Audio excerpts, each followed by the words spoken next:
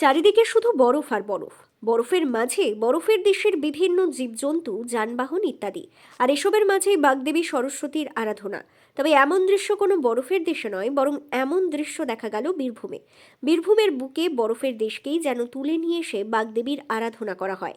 এমন দৃশ্য দেখে পুজো মণ্ডপে আসা দর্শনার্থীরা রীতিমতো অবাক। এমন দৃশ্য দেখে তারা একেবারে আপ্লুত। চলতি বছর ঠান্ডার নিরিখে বীরভূম রাজ্যে দ্বিতীয় স্থানে ছিল বরাবর। আর এই বিষয়টিকে মাথায় রেখেই রজত জয়ন্তী উপলক্ষে কোটাসুর মদনেশ্বর শিব মন্দিরের সন্নিকটে থাকা সোনালী সংঘ বরফের দেশ নামে অভিনব থিমকে বেছে নেয়।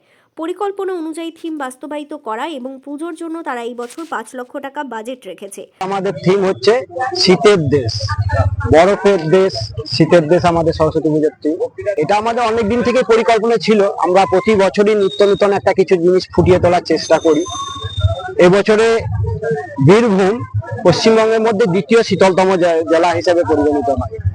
তাই আমরা ডিসিশন নিই এই থিমটা এবছরই আমরা করব।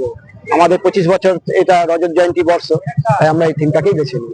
আমরা বেশিরভাগ জিনিসই কিন্তু খুবই তুচ্ছ জিনিস ব্যবহার করেছি, যেগুলোর মধ্যে অনেক কিছু ফেলে দেওয়া জিনিসপত্র আছে, মার্কিন আছে, চুন আছে, গাছের ডাল আছে, তুলো আছে। এইভাবে আমরা এই থিমটাকে ফুটিয়ে তুলেছি। বাজেট, টোটাল বাজেট আছে প্রায় 5 লক্ষ টাকা।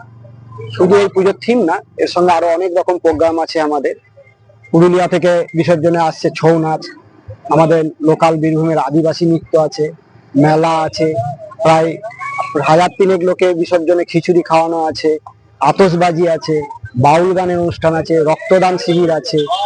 এই সব নিয়ে প্রায় 5 লক্ষ টাকা আমাদের বছরে বাজেট আছে। মণ্ডপটি যেভাবে সাজিয়ে তোলা হয়েছে তাতে একেবারে আলাদা অনুভূতি পাওয়া যাচ্ছে বলেই জানিয়েছেন দর্শনার্থীরা। এই পুজো মণ্ডপটা ঘুরে দেখলাম, খুব সুন্দর হয়েছে। মেলা বসেছে, আলোকসজ্জা হয়েছে, তারপরে বাইরে ওখানে ভালো গেট হয়েছে, ভালো লেগেছে। মণ্ডপের মধ্যে ভালো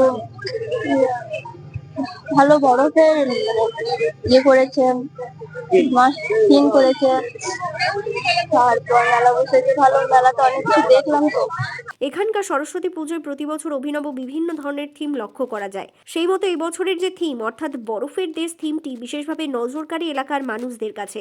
দূর দূরান্ত থেকে অনেকেই পুজো এবং থিম দেখতে আসেন।